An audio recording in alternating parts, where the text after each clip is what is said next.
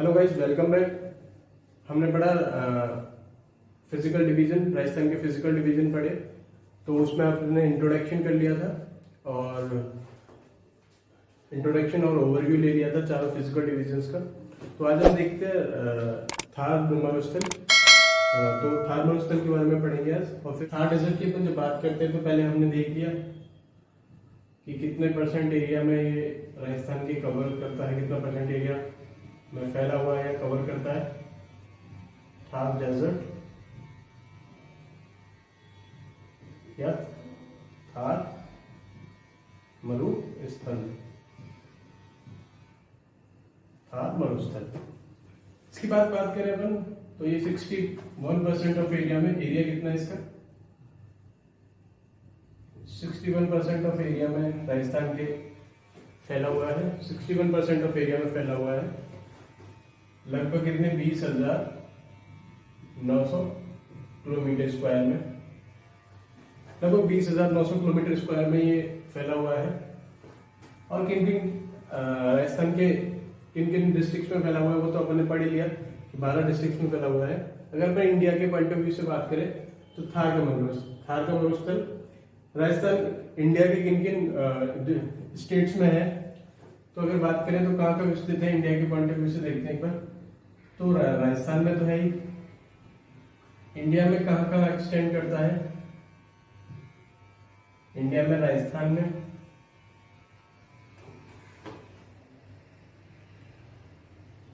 राजस्थान, हरियाणा,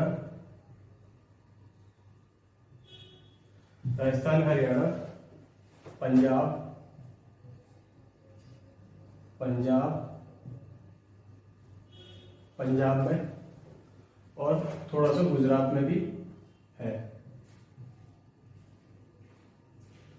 तो ये Rajasthan, Haryana, Punjab, Gujarat 4 Indian states में फैला हुआ है। राजस्थान, हरियाणा, पंजाब और गुजरात में। उसके बाद बात करें तो अपन एक जो सबसे इंपॉर्टेंट पॉइंट है और कई बार कंफ्यूज करता है कि राजस्थान में इंडिया के मरुस्थल कितने परसेंट है। तो इंडिया की बात करें तो इसमें ये 62% है। 62% मतलब राजस्थान में सबसे ज्यादा मरुस्थल है इंडिया का, वो है 62%। ये भौगोलिक डिवीजन है राजस्थान का जो 61% राजस्थान का कवर करता है, जबकि ये इंडिया का 62% है जो राजस्थान में है मरुस्थल। तो ये कंफ्यूज करने वाले 2 पॉइंट थे, तो ये हमने बड़े आसानी से देख लिए। इनको वैसे ही याद रखना है, कई बार पूछा जाता है इंडिया का कितना परसेंट है तो वो 62 आएगा, और राजस्थान में मरुस्थल मतलब कि थार डेजर्ट की बात करें तो वो 61% है। तो अब अपन इनके देखते हैं एक्सटेंशन फॉर्मेशन कितना विस्तृत है। ये तो बात रही एरिया की। उसके बाद देखते हैं इसके सबसे पहले पॉइंट पे फॉर्मेशन पे, इसका कब फॉर्मेशन हुआ। तो फॉर्मेशन की बात करें अपन, सबसे पहले फॉर्मेशन की बात करेंगे, इसका विकास कब हुआ। तो विकास की बात करें अपन, विकास टर्शरी पीरियड, टर्शरी और पैलेस्टोसिन, टर्शरी और पैलेस्टोसिन के क्वार्नरी पीरियड में इसका विकास हुआ। टर्शरी और पैलेस्टोसिन के क्वार्नरी पीरियड में, ये पैलेस्टोसिन है,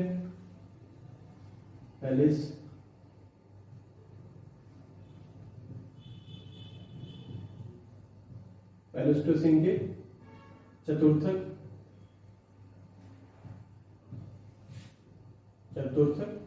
कल्प में या काल में इसका विकास हुआ। टर्शरी या पैलेस्टोसिन के चतुर्थक काल में इसका विकास हुआ, ये फॉर्मेशन हुआ। ये तो फॉर्मेशन की बात रही इसकी। अब इसकी बात करते हैं अपन एक्सटेंशन की। एक्सटेंशन, ये फॉर्मेशन हुआ। और बात करें एक्सटेंशन की, एक्सटेंशन या विस्तार। एक्सटेंशन और विस्तार की बात करें तो अपन ने इंडियन स्टेट्स तो देख लिए, राजस्थान भी देख लिया, राजस्थान के कितने डिस्ट्रिक्ट्स में फैला हुआ है, तो राजस्थान के 12 डिस्ट्रिक्ट में फैला हुआ है। इंडियन स्टेट की बात करें तो इंडियन स्टेट में 4 इंडियन स्टेट्स में फैला हुआ है, जिसमें से राजस्थान में सबसे ज्यादा पोर्शन है। अभी हमने देखा 62% राजस्थान का पोर्शन है उसमें। तो विस्तार की बात करें तो ये इसकी देख लेते हैं कितना कितना एक्सटेंड करता है। कुछ इस प्रकार फैला हुआ है। तो इसकी अगर ब्रेथ की बात करें, चौड़ाई की बात करें तो 300 किलोमीटर लगभग चौड़ाई है, और लंबाई की बात करें तो 440 किलोमीटर की लंबाई है इसकी। तो अपन इसमें ब्रेथ देखेंगे, ब्रेथ है 300 किलोमीटर, और अगर लेंथ की बात करें तो 640 किलोमीटर, जो कि इधर जैसलमेर से लेके गुजरात के, इधर गुजरात से लेके राजस्थान के कुछ बारमेर के पार्ट से होते हुए और इधर हरियाणा तक जाता है। तो वो 440 किलोमीटर, 640 किलोमीटर। उसके बाद बात करें इसकी एवरेज हाइट की। एवरेज हाइट की बात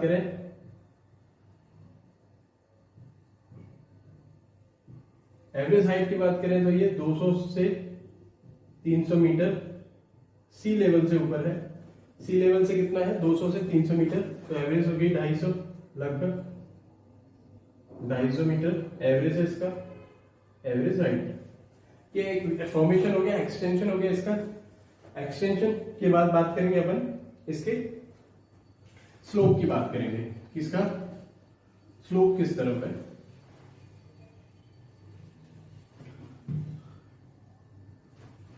स्लोप की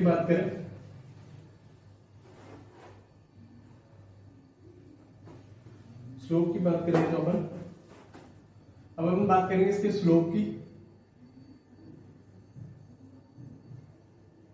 ये स्लोप की बात करेंगे इसकी। तो राजस्थान का स्लोप किस तरफ है? राजस्थान के थार डेजर्ट का स्लोप किस तरफ है? तो एक बार अपन इसको डायग्राम देख लेते हैं इसका।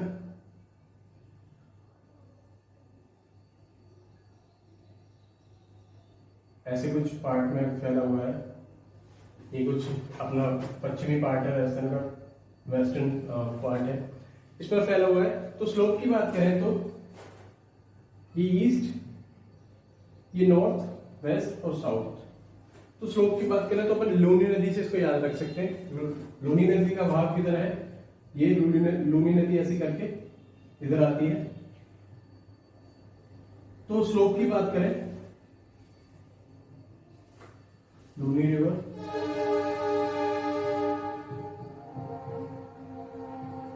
लूनी रिवर निकल के आती है और इधर जालोर से और बारमेर होते हुए नीचे चली जाती है। इधर नागौर से, अजमेर से निकलते हुए नागौर होते हुए आती है। तो अपन ध्यान रखेंगे स्लोप से। स्लोप कहां से है? नॉर्थ ईस्ट से,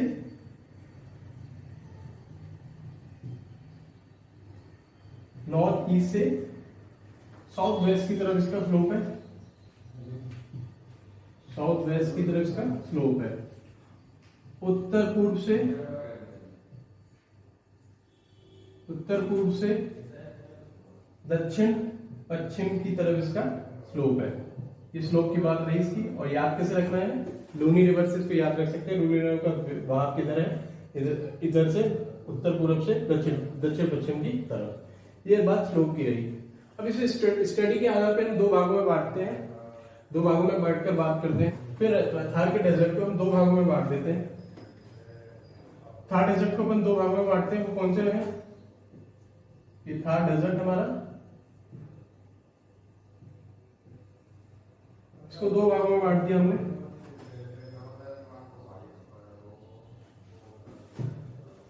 एक एरिड या शुष्क मरुस्थल, एरिड, और एक सेमी एरिड, अर्ध शुष्क मरुस्थल। सेमी एरिड या अर्ध शुष्क मरुस्थल, अर्ध शुष्क मरुस्थल। ये दो भागों में राजस्थान के मरुस्थल को बांट दिया हमने। इनका बेसिस क्या है, क्या आधार पर बांटा, इसको देख लेते हैं। इसको हमने 25 सेंटीमीटर आइसो हाइट लाइन या 25 सेंटीमीटर समवर्षा रेखा, समवर्षा रेखा के आधार पर इसको दो भागों में बांट दिया। कैसे देखते हैं। समरेखा वर्षा का क्या मतलब है? ये राजस्थान का पश्चिमी भाग जो थार डेजर्ट है, कुछ इस प्रकार करके एक समरेखा वर्षा है जो कि 25 सेंटीमीटर पर है। 25 सेंटीमीटर समरेखा रेखा, ये दो भागों में बांटे। इस रेखा के अलॉन्ग 25 सेंटीमीटर वर्षा होने का अनुमान है। लगभग औसतन 25 सेंटीमीटर बरसात होती है इस रेखा पर समवर्षा। पूरी इस एरिया के अलॉन्ग बात करें तो अपन इस रेखा के अलॉन्ग 25 सेंटीमीटर रेखा 25 सेंटीमीटर वर्षा होती है, इसलिए 25 सेंटीमीटर समवर्षा रेखा मतलब एक सी वर्षा रेखा है। तो इसलिए इसके आधार पर राजस्थान के दो भागों में बांटा गया है। ये कितना है, इसमें कितनी वर्षा होती है? 0 से 25 सेंटीमीटर। इधर 0 से 25 सेंटीमीटर बरसात होती है, 0 से 25 सेंटीमीटर। और इधर अर्धशुष्क की बात करें तो 25 से लगभग 50 सेंटीमीटर के आसपास वर्षा होती है। तो इसे इसलिए दो भागों में बांटते किस आधार पर? 25 सेंटीमीटर समवर्षा रेखा के आधार पर या आइसोइड लाइन के आधार पर। तो कई बार क्वेश्चन पूछा गया मरुस्थल को दो भागों में किस आधार पर बांटा गया है? तो 25 सेंटीमीटर आइसोइड लाइन या 25 सेंटीमीटर समवर्षा रेखा के आधार पर राजस्थान के थार मरुस्थल को दो भागों में बांटा गया है, एरिड और अर्धशुष्क। अब अपन बात करते हैं सबसे पहले एरिड की। एरिड को फिर से दो भागों में बांटा गया है। एरिड को पढ़ने के लिए अपन दो भागों में फिर से बांट देते इसको। एरिड को फिर से दो भागों में बांटा है। वो कौन से दो भाग है? इधर विथ सैंड ड्यून्स या बालू का स्तूप युक्त मरुस्थल, बालू का स्तूप युक्त मरुस्थल विथ सैंड ड्यून्स, बालू का स्तूप युक्त मरुस्थल। और एक विदाउट सैंड ड्यून्स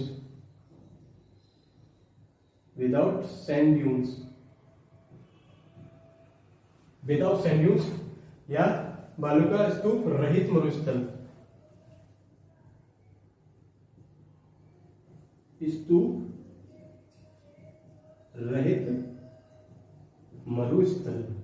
ये दो भागों में इसको फिर से बांट दिया। एरिड को, शुष्क को बांटा इसको दो भागों में बांट दिया। तो एरिड का ये कितना है और ये कितना, ये देख लेते एक बार। एरिड को अपन 100% मानकर बात करें तो ये 58.5 भाग है जो विथ सैंड ड्यून्स है राजस्थान का, विथ सैंड ड्यून्स बालू का स्तूप युक्त मरुस्थल है। उसके बाद बात करें अपन इसकी तो ये बचा हुआ 41.5% है, 41.5% है जो बालू का स्तूप रहित मरुस्थल है। इनसे अब इनको दोनों को पढ़ा देखते हैं। पहले अपन विद सैंड ड्यून्स और विदाउट सैंड ड्यून्स। एरिड में अपन क्या देखेंगे? एरिड क्या है अपन ने जान लिया, शुष्क मरुस्थल है जो किस आधार पर बांटा गया है? 25 समरेखा वर्षा के आधार पर सेंटीमीटर समवर्षा रेखा के आधार पर एरिड को बांटा गया। एरिड को फिर से दो भागों में बांटा स्टडी के लिए, विद सैंड ड्यून्स और विदाउट सैंड ड्यून्स। तो विद सैंड ड्यून्स और विदाउट सैंड ड्यून्स को सबसे पहले देखेंगे अपन। एरिड पढ़ते हैं। एरिड की बात करें, एरिड डेजर्ट में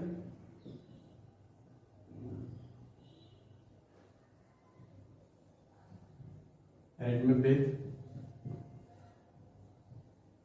सैंड ड्यून्स,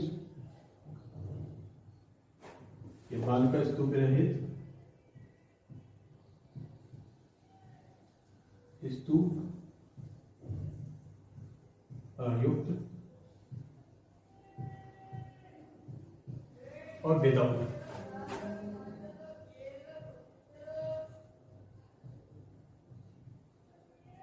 सैंड ड्यून्स।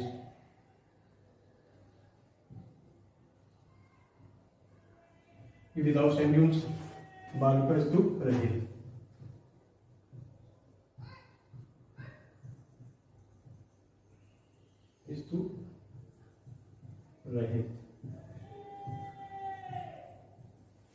तो विदाउट सैंड ड्यून्स की बात करेंगे पहले अपन। तो विदाउट सैंड ड्यून्स रहित ऐसे कैसा मरुस्थल है जो जहां सैंड ड्यून्स नहीं पाए जाते या बालू का स्तूप नहीं पाए जाते।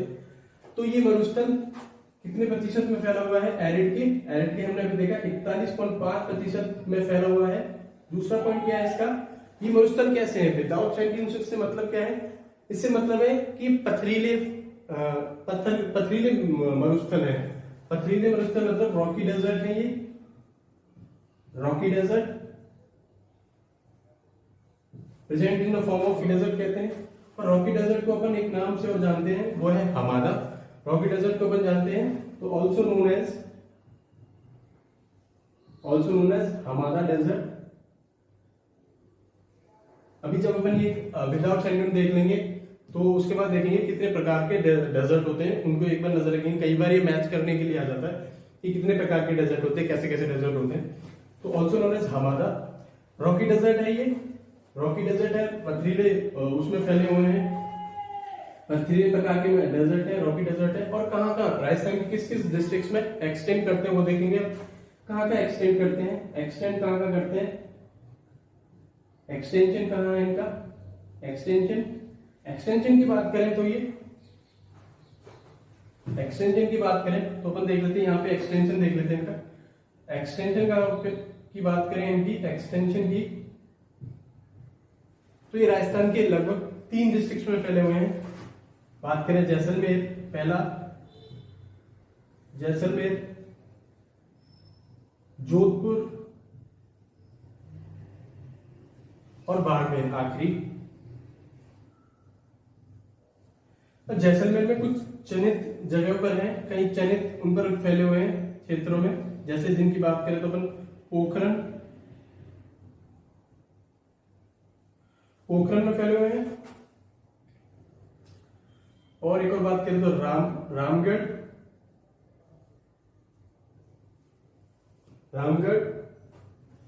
और एक और बात करें तो लोदरवा। इन जगहों पर ये जैसलमेर में विदाउट सैंड ड्यून बालुका स्तूप रहित मरुस्थल फैले हुए हैं। जोधपुर में फैले हुए हैं, बाड़मेर में, और जैसलमेर के कुछ इन क्षेत्रों में, पोखरण में भी, रामगढ़ में भी और लोदरवा में भी।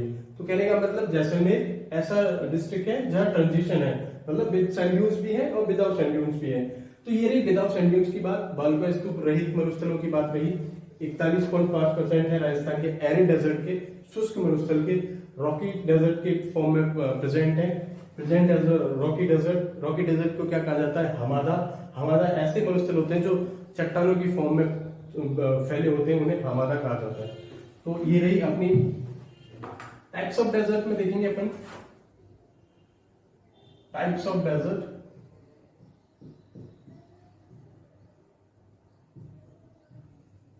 मरुस्थल के प्रकार। ज्यादा डिटेल्स में नहीं जाएंगे, बस कई बार यहां से राजस्थान ज्योग्राफी में मैच करने के लिए क्वेश्चन आ जाता है, उस क्वेश्चन को सॉर्ट करने के लिए अपन इस टाइप्स ऑफ डेजर्ट को देख रहे हैं। तो सबसे पहले देखेंगे अपन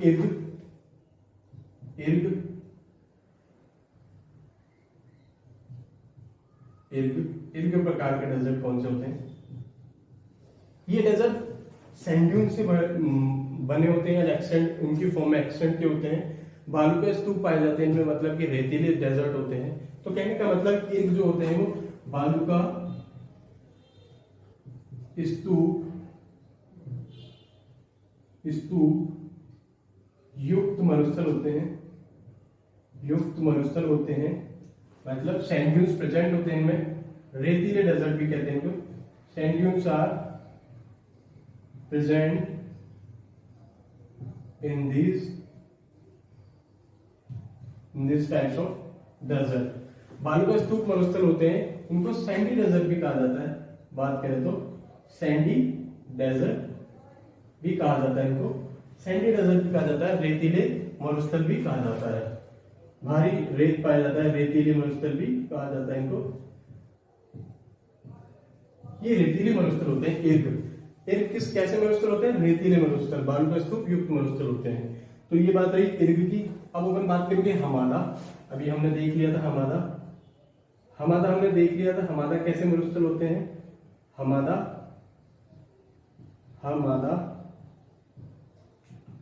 कैसे डेजर्ट होते हैं? रॉकी, चट्टानों की फॉर्म में एक्सटेंड करते हैं, बड़े चट्टानों की प्रेजेंट इन रॉकी स्टेट में प्रेजेंट होते हैं। रॉकी डेजर्ट होते हैं ये, रॉकी डेजर्ट। बात करें तो पथरीले मैदान, पथरीले मरुस्थल होते हैं। चट्टानों की फॉर्म में फैले होते हैं, पथरीले मरुस्थल होते हैं, ये जो हमारा कहलाते हैं। उसके बाद बात करें अपन रेग की। रेग डेजर्ट क्या होता है? रेग डेजर्ट जो स्टोनी डेजर्ट होते हैं, कंकड़ पत्थर के फॉर्म में फैले होते हैं, मट्टी के साथ साथ, रेत के साथ साथ पत्थर और स्टोन के फॉर्म में फैले होते हैं।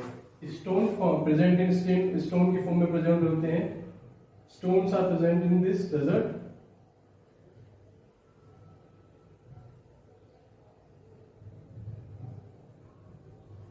स्टोन्स रहते हैं और सैंड भी रहती है।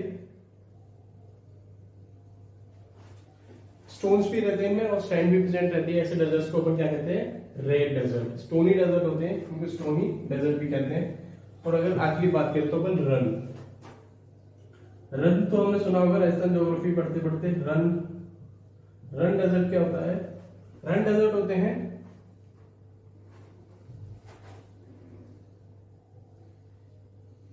दो बालुका स्तूप के बीच में, कभी कभी दो ड्यून्स के बीच में बरसात के मौसम में पानी जमा हो जाता है। ये वाटर जमा हो जाता है, पानी जमा हो जाता है। इससे क्या होता है यार, ये जो जमीन होती है वो कैसी हो जाती है? दलदली जमीन हो जाती है, दलदली हो जाती है। तो ये दलदले जो वो होते हैं, क्या बोलते हैं इनको? डेजर्ट। उनको अपन रन कहते हैं। रन को कैसे? दलदले डेजर्ट को अपन रन बोलते हैं। तो ये रही 4 डेजर्ट की बात। रन कौन से होते हैं? जो बरसात के मौसम में पानी बढ़ जाता है, दो सैंड ड्यून्स के बीच के जो नीचे इलाका होता है, तो वो कैसे हो जाते हैं? दलदली हो जाते हैं। और ऐसे डेजर्ट को अपन कहते हैं रन डेजर्ट। तो ये रही डेजर्ट की बात। अब अपन बात करेंगे अपने एरिड की, और एरिड में विद सैंड ड्यून्स की। तो ये कई बार मिलाने के लिए आ जाता है कि एरिड किसे कहा जाता है, रेड किसे कहा जाता है हमारा, और रन किसे कहा जाता है। तो ये 4 डेजर्ट कई बार क्वेश्चन आया होगा राजस्थान ज्योग्राफी में कि ये मैच करने के लिए आ जाते हैं। तो अपन बात करते हैं एरिड डेजर्ट में। एरिड डेजर्ट की, एरिड में विद सैंड ड्यून्स,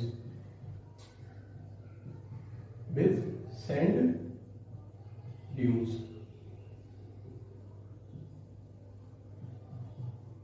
बालुका स्तूप युक्त मरुस्थल। बालुका स्तूप युक्त मरुस्थल। तो उसमें सबसे पहले देखने से पहले अपन देखते हैं सैंड ड्यून्स क्या होते हैं। सैंड ड्यून्स क्या होते हैं? बालुका स्तूप क्या होते हैं? सैंड ड्यून्स क्या होते हैं?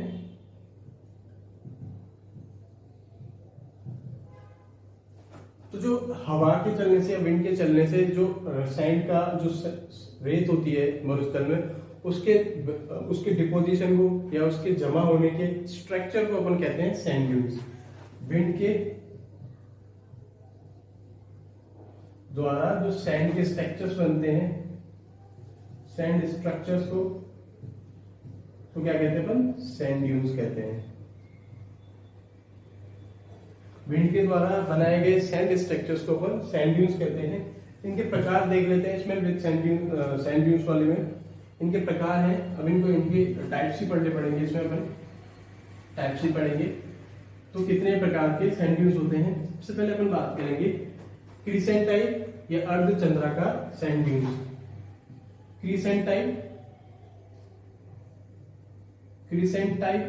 क्रीसेंट सैंड ड्यून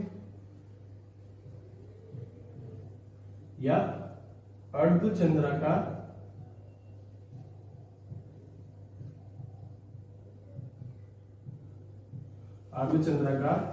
बालुका स्तूप। ये कैसे स्तूप, कैसे सैंड ड्यून्स होते हैं, इनकी बात कर लेते हैं। ये ट्रांसवर्स टाइप के सैंड ड्यून्स होते हैं। मतलब जो स्ट्रक्चर, सैंड का जो स्ट्रक्चर फॉर्म होता है वो विंड की राइट एंगल पे होता है। कहने का मतलब कैसे होते हैं? ये हवा के राइट एंगल के बने होते हैं जो सैंड स्ट्रक्चर्स होते हैं। हवा और सैंड का जो एंगल होता है वो राइट होता है स्ट्रक्चर्स का। तो ये स्ट्रक्चर बना है और हवा का जो विंड का जो डायरेक्शन है वो इनके ट्रांसवर्स है, ट्रांसवर्स मतलब राइट एंगल पर है। तो इसलिए से अब इसका फॉर्मेशन कैसा हुआ है, अर्धचंद्राकार फॉर्मेशन है। तो इसे क्या क्या क्या कहेंगे अपन, अर्धचंद्राकार बालू का स्तूप। ये विंड है जैसे चल के आई और इसका फॉर्मेशन जो सैंड का फॉर्मेशन क्या हुआ, अर्धचंद्राकार हुआ, इसलिए इसे किचन टाइप के अर्धचंद्राकार बालू का स्तूप कहते हैं। अब इनकी बात करें कि कहाँ पाए जाते हैं, किसके और इनको क्या कहा जाता है, इनको कहा जाता है बरखान।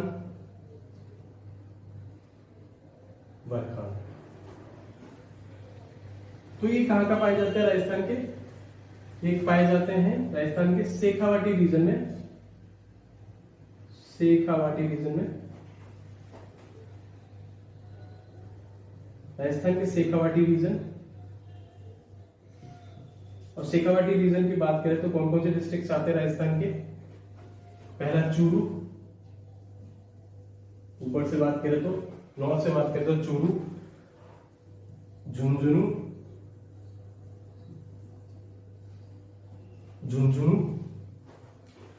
और आखिरी सीकर।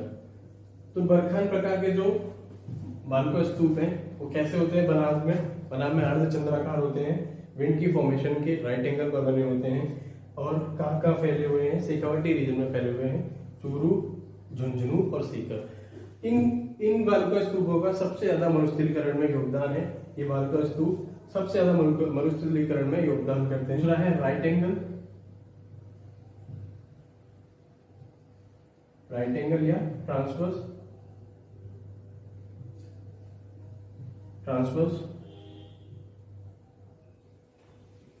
राइट एंगल या ट्रांसवर्स, और हिंदी में बात करें तो अनुप्रस्थ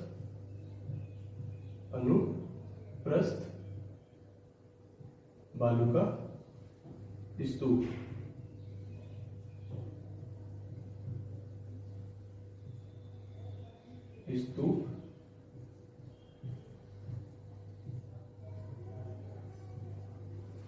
अनुप्रस्थ बालू का स्तूप, right angle transverse sand dunes. ये कैसे सैंड ड्यून्स होते हैं, ये भी राइट एंगल पर बने होते हैं, ये भी राइट एंगल पर बने होते हैं, लेकिन फॉर्मेशन कैसा होता है इनका, कुछ ऐसा फॉर्मेशन होता है विंड के डायरेक्शन से। तो राइट एंगल फॉर्मेशन होता है इनका, राइट एंगल विंड के डायरेक्शन का राइट एंगल फॉर्मेशन होता है। ये विंड है और इसके विंड और इनके स्ट्रक्चर में राइट एंगल होता है, तो ये स्ट्रक्चर्स फॉर्म होते हैं, इनके ऐसे स्ट्रक्चर्स बने होते हैं। इनको अपन कहते हैं राइट एंगल या ट्रांसवर्स या अनुप्रस्थ बालू का स्तूप। विंड चल रही है, हवा इस तरफ से चल रही है, उनका फॉर्मेशन कैसा हुआ, राइट एंगल पर, तो इन्हें क्या कहेंगे, अनुप्रस्थ बालू का स्तूप या राइट एंगल या ट्रांसफर सैंड ड्यून्स। और इनके एक्सटेंशन की बात करें, कहाँ इनका विस्तार है, एक्सटेंशन की बात करें तो अपन ये एक्सटेंड करते हैं, ये कहाँ का एक्सटेंड करते हैं, ये दो डिस्ट्रिक्ट में एक्सटेंड करते हैं राजस्थान के। पहली बात करें तो बाड़मेर और जोधपुर में, बाड़मेर और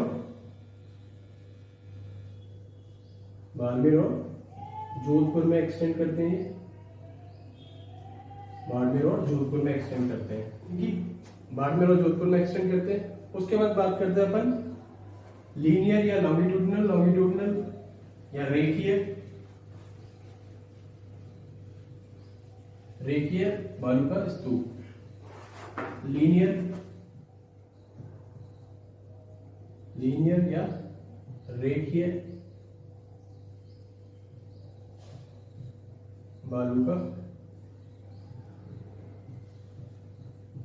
स्तूप।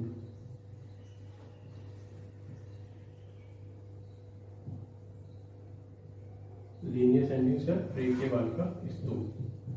इसका फॉर्मेशन क्या होता है, रेखीय मतलब लीनियर होता है, विंड के सेम डायरेक्शन होती है उनका फॉर्मेशन का, बालू का स्तूप के फॉर्मेशन का, सैंड स्ट्रक्चर्स के फॉर्मेशन का, जिस तरफ विंड होती है उसी तरफ इनका फॉर्मेशन होता है।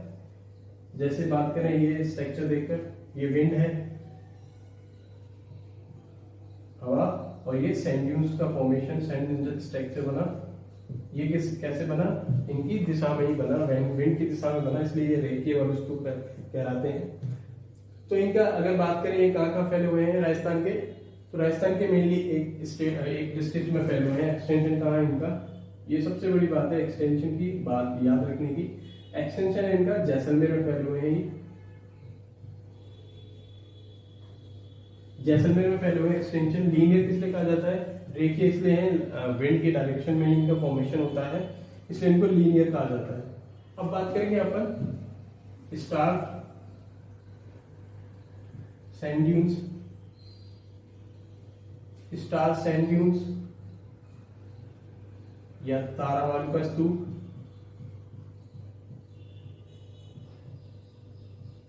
वालुका स्तूप।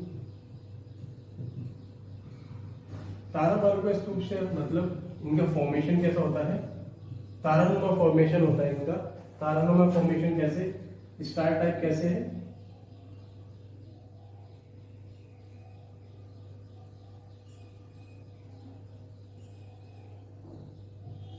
ऐसा फॉर्मेशन होता है कुछ स्टार टाइप फॉर्मेशन। ये विंड का डायरेक्शन, इधर विंड का डायरेक्शन, ये विंड का डायरेक्शन, ये विंड का डायरेक्शन।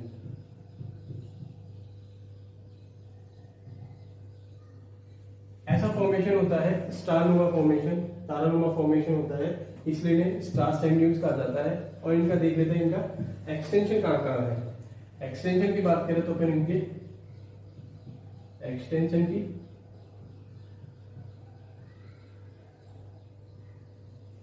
तो एस से सबसे पहले याद रखेंगे अपन सूरतगढ़, सूरतगढ़ एस से याद रखेंगे, सूरतगढ़। एस से क्या याद रखेंगे, स्टार टाइप है तो सूरतगढ़, और दूसरा अपन याद रखेंगे Jaisalmer, Jaisalmer.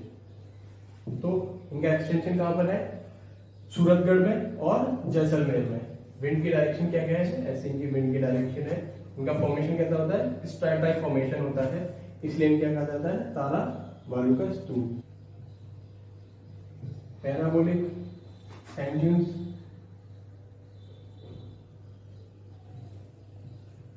Parabolic sand dunes क्या होते हैं, कुछ नहीं है, बिल्कुल सिंपल है। Parabolic sand dunes just crescent type के तारानुमा, जो चंद्राकार अर्धचंद्राकार जो थे उनके अपोजिट होते हैं, उनके अपोजिट होते हैं बिल्कुल। उनका फॉर्मेशन, इनका फॉर्मेशन ऐसा है, ऐसा फॉर्मेशन है, और उनका फॉर्मेशन कैसा था, इनके अपोजिट। ये विंड है, ये विंड की फॉर्मेशन में या राइट एंगल का फॉर्मेशन होता है। इनको और क्या कहा जाता है, hair pin structure sand dunes. Hair pin structure होता है इनका सैंड ड्यून्स, ऐसे सैंड ड्यून्स होते हैं।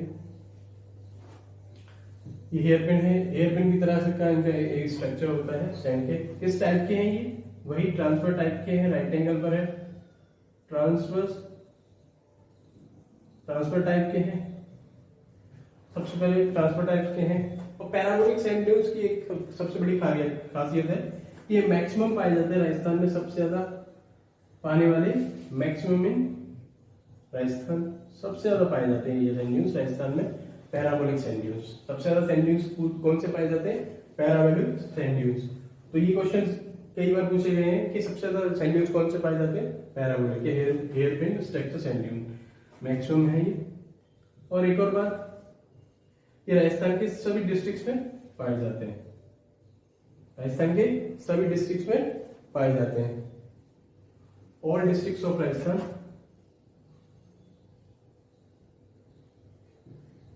Found in all districts of Rajasthan.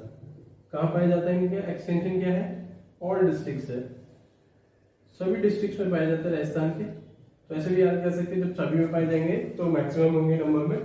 क्या प्रकार है इनका, transverse, maximum Rajasthan, all districts of Rajasthan present का होते हैं, found in all districts of Rajasthan. तो ये रही इनकी पैराबोलिक सैंड ड्यून्स की बात। पैराबोलिक सैंड ड्यून्स में इतना ही याद रखने के लिए। अब एक अपने सेफ टाइप की, ये देखने के बाद अपना हेरिट खत्म हो जाएगा। फिर कुछ इनके फैक्ट्स देख लेंगे। एक लास्ट पैराबोलिक, एक और लास्ट सैंड ड्यून्स से उनकी बात कर लेते हैं। सीफ टाइप के सैंड ड्यून्स होते हैं, सीफ sand dunes, सीफ sand dunes.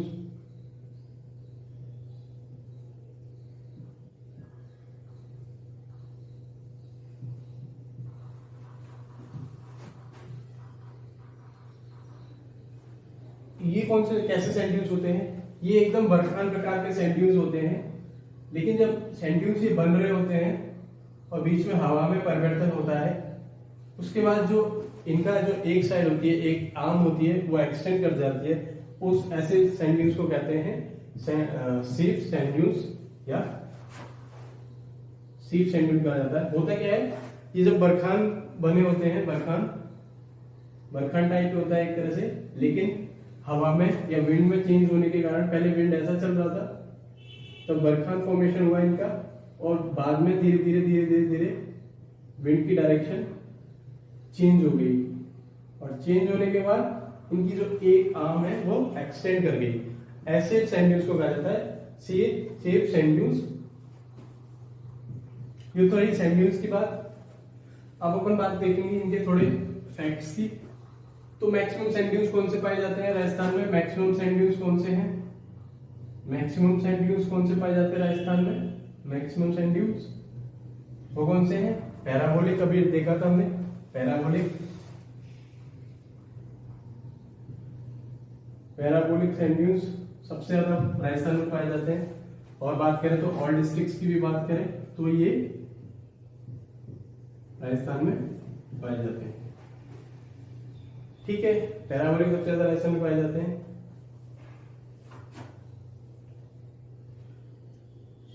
Maximum sand dunes district कौन सा है? मैक्सिमम सैंड ड्यून्स वाला डिस्ट्रिक्ट की बात करें अपन तो कौन सा है? जैसलमेर, जिसमें सबसे ज्यादा बालू का स्तूप पाए जाते हैं। जैसलमेर में सबसे ज्यादा मैक्सिमम सैंड ड्यून्स डिस्ट्रिक्ट की बात करें अपन तो सबसे ज्यादा जैसलमेर में पाए जाते हैं। All types of sand dunes कौन से हैं? All types of sand dunes जिस डिस्ट्रिक्ट में पाते हैं वो कौन सा डिस्ट्रिक्ट है? All types of sand dunes पाए जाते हैं यहाँ।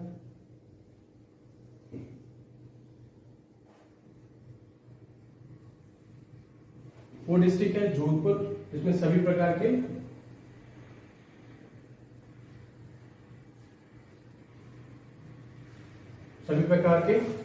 सैंड ड्यून्स पाए जाते हैं। और मैक्सिमम शिफ्टिंग सैंड ड्यून्स की अपन बात करें, मैक्सिमम शिफ्टिंग सैंड ड्यून्स की, मैक्सिमम शिफ्टिंग सैंड ड्यून्स तो वो कौन से हैं? बरखान, जो अपन ने देखा, बरखान सबसे ज्यादा शिफ्ट करते हैं, और यही कारण है इनके डेजर्टिफिकेशन का। सबसे ज्यादा जो इनका जो कंट्रीब्यूशन है डेजर्टिफिकेशन करने में, सबसे ज्यादा बरखान का कंट्रीब्यूशन है। तो डेजर्टिफिकेशन को या मरुस्थलीकरण को, डेजर्टिफिकेशन को या मरुस्थलीकरण को जो मैक्सिमाइज करते हैं या मरुस्थलीकरण को मैक्सिमाइज करते हैं, जो वो कौन से हैं? वो भी बरखान ही है, बरखान। तो ये रहे कुछ फैक्ट्स। और डिस्ट्रिक्ट्स मैक्सिमम सैंड ड्यून्स कहाँ पाए जाते हैं? सभी डिस्ट्रिक्ट्स में पाए जाते हैं, या सभी डिस्ट्रिक्ट्स में पाए जाते हैं, और मैक्सिमम भी है। सैंड ड्यून्स कितने कौन से हैं? वो है parabolic. Maximum sand dunes district कौन सा है? वो जैसलमेर है। All types of sand dunes district कौन सा है? वो जोधपुर है। उसके बाद मैक्सिमम शिफ्टिंग सैंड ड्यून्स कौन से? बरखान है। और डेजर्टिफिकेशन को मैक्सिमाइज करते हैं वैसे कौन से सैंड ड्यून्स हैं, बालू का स्तूप है, वो है बरखान बालू का स्तूप। ये तो रही एरिड डेजर्ट की बात।